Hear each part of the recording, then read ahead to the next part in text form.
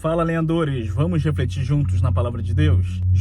Evangelho de João, capítulo 19, versículos 26 e 27. Já vamos ler, antes nós vamos fazer uma oração pedindo ao Senhor que fale conosco através da sua palavra. Pai, louvado seja o nome do Senhor, bendito seja o Senhor, Rei e grande Deus. Fale conosco, Senhor, através da sua palavra, que eu diminua, Pai, e que o Senhor cresça. É o que eu desejo e que eu também te peço, em nome de Cristo Jesus. Amém e amém. Versículo 26 diz assim: quando Jesus viu sua mãe ali e perto dela o discípulo a quem ele amava, disse à sua mãe: aí está seu filho. E ao discípulo: aí está sua mãe. Daquela hora em diante o discípulo a recebeu em sua família. Então vamos lá. Aqui nós vemos a cena mais importante da história da humanidade. Nós visualizamos Cristo na cruz, com suas mãos perfuradas, seus pés perfurados, ensanguentado, com dores, sofrendo, tomando uma atitude muito importante para ele próprio e para sua mãe, e também para o seu discípulo. Sabemos que o discípulo a quem ele amava é o João, discípulo do amor, famoso discípulo do amor. João estava ali aos pés da cruz, diferente dos outros discípulos. Os discípulos correram, fugiram nesse momento angustiante, mas João permaneceu com o mestre. João estava ali, junto da cruz do mestre. E ali o mestre toma uma atitude, delega para João a responsabilidade de cuidar da sua mãe. Sabemos que Cristo era o filho mais velho, e por ser o filho mais velho, ele era o responsável por sua mãe. Sabemos que José já havia morrido, e por José já ser morto, Jesus tinha a incumbência de cuidar de Maria. Ele não esqueceu dessa responsabilidade, tanto é que deu para o seu discípulo. Sabemos que Jesus tinha irmãos, mas por que Jesus delegou para João? Já que ele tinha outros irmãos, inclusive irmãos que tinham laço sanguíneo. E por que ele delegou para João? O próprio Cristo outrora ensinou: o meu pai, minha mãe, meu irmão é quem faz a vontade do meu Pai. E sabemos que o apóstolo João era uma pessoa que se esforçava para fazer a vontade do Pai. Em contrapartida, os irmãos de Cristo, nós não iremos ler agora, mas no próprio Evangelho de João, capítulo 7, versículo 5, os irmãos de Cristo não criam nele até esse momento. Mas a história dos irmãos de Jesus, graças ao Senhor, não permaneceu assim. Quando nós lemos a carta de Tiago, logo no início, nos primeiros versículos do seu capítulo 1, ele se autodenomina como servo de Cristo Jesus. E Tiago era irmão de Cristo. Quando a gente lê a carta de Judas, Judas se autodenomina também como servo do Senhor Jesus. E Judas também era irmão biológico de Cristo. Isso nos ensina uma lição. A lição que nos ensina é: embora ambos não crescem no mestre quando ele estava vivo, após o mestre morrer e ressuscitar, eles passaram a crer. Podemos muitas vezes errar, tropeçar, deixar de crer, mas não temos que permanecer crédulos. Nós temos que pedir como aquele pai pediu, o pai do menino lunático: acrescenta-nos fé. Mas voltando a falar de João, João foi um discípulo que participou ativamente do sofrimento de Cristo. Como falei, ele estava, como lemos, ele estava aos pés da cruz. A história de João não começou aos pés da cruz. Começou com ele na fábrica de pesca do seu pai, Zebedeu, juntamente do seu irmão Tiago, e após ouvir a voz do mestre chamando-o para ser pescador de homens, decidiu largar tudo para seguir o mestre. Ao tomar essa decisão de largar tudo, ele começou a vivenciar as maiores experiências de sua vida. João viu Jesus Cristo transformando a água em vinho. João viu o milagre da multiplicação de pães. Jesus curando o leproso. João presenciou a cura da filha de Jairo, a fé do centurião, o endemoniado gadareno sendo liberto. Também presenciou o mestre acalmando a tempestade. Abre um parênteses: o mestre continua acalmando a tempestade nesses dias atuais. Fecha parênteses. Presenciou o povo aclamando o mestre entrando em Jerusalém, gritando: Hosana, Hosana ao filho de Davi.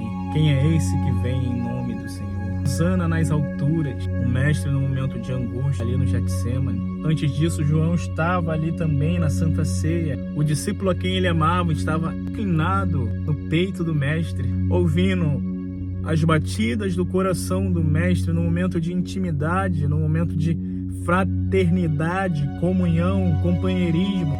E ele presenciou o mestre transformando o ceder da Páscoa, cujo era realizado para lembrar os feitos do Senhor quando tirou o povo do Egito. Ele presenciou o mestre instituindo a Santa Ceia, tomando o suco de uva que representava o sangue do nosso Senhor e Salvador Jesus Cristo.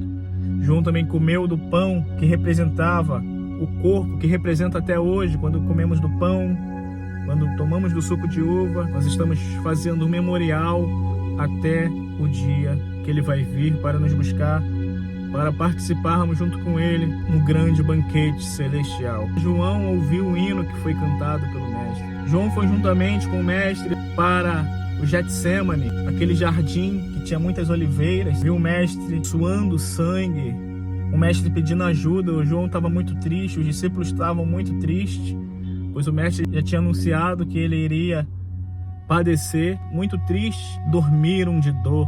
E o mestre, quando foi lá ver os discípulos estavam dormindo, e o mestre falou para eles: nem uma hora vocês podem orar comigo. E falou para o Pai: Pai, se possível, afasta de mim esse cálice, contanto que não seja feita a minha vontade, mas a tua vontade. Foi rumo à cruz. E ali os discípulos fugiram. Aí João não presenciou essa cena, porque todos fugiram. Mas depois, novamente, João surge, justamente no texto que nós lemos, aos pés da cruz. O mestre já tinha sido torturado pelos líderes religiosos da época. O mestre já tinha sido torturado pelos pretores, especialistas romanos em torturar. O mestre já tinha passado pelo interrogatório de Pilatos. Pilatos fez uma pergunta para o mestre, e a pergunta que ele fez foi: o que é a verdade? Quando o mestre ia respondê-lo, ele deu as costas para a verdade. Gente, Pilatos foi uma pessoa que deu as costas para a verdade. Não dê as costas para a verdade. O mestre foi rejeitado pelo povo quando o governador perguntou quem o povo ia preferir: um assassino, um causador de rebeliões ou Cristo. A multidão preferiu que soltasse, como já sabemos, Barrabás. João aparece novamente em cena e presencia toda essa situação. O mestre delega para ele a responsabilidade de cuidar da sua mãe. Mas o bonito e o maravilhoso é que a história não termina assim. Cristo morre, ressuscita ao terceiro dia. João presencia o mestre ressurreto, aquele que participou ativamente do sofrimento de Cristo.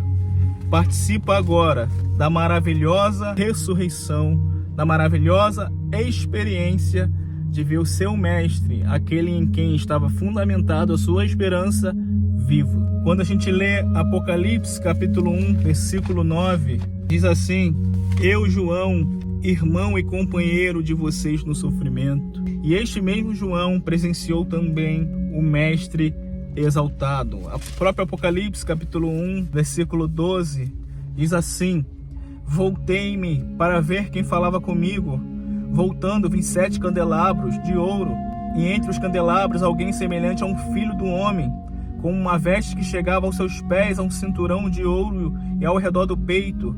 Sua cabeça e seus cabelos eram brancos como a lã, tão brancos quanto a neve, e seus olhos eram como chama de fogo, seus pés eram como um bronze numa fornalha ardente, e sua voz como o som de muitas águas.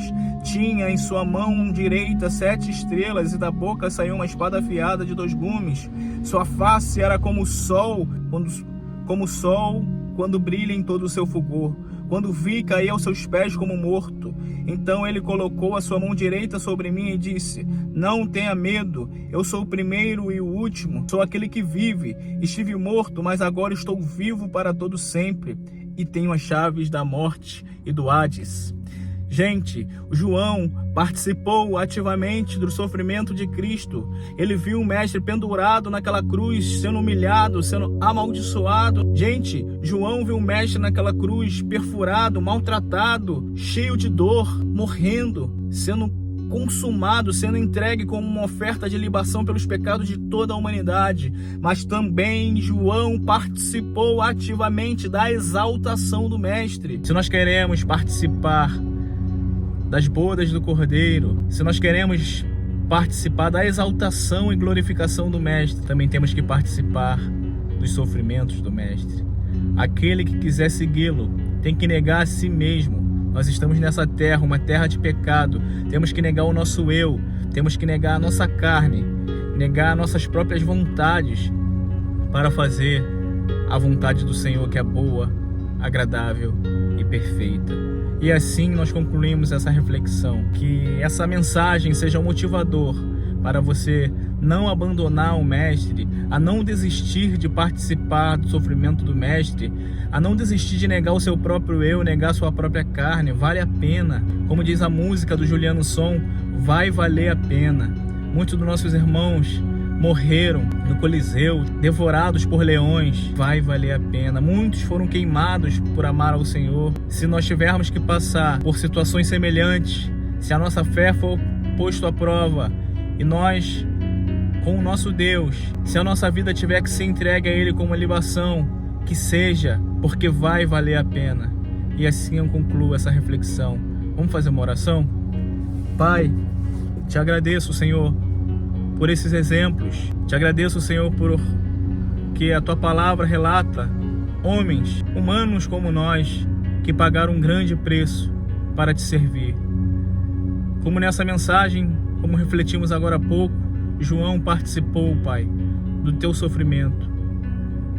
Ele estava aos pés da cruz, mas também viu o Senhor exaltado, reinando, poderoso e glorioso.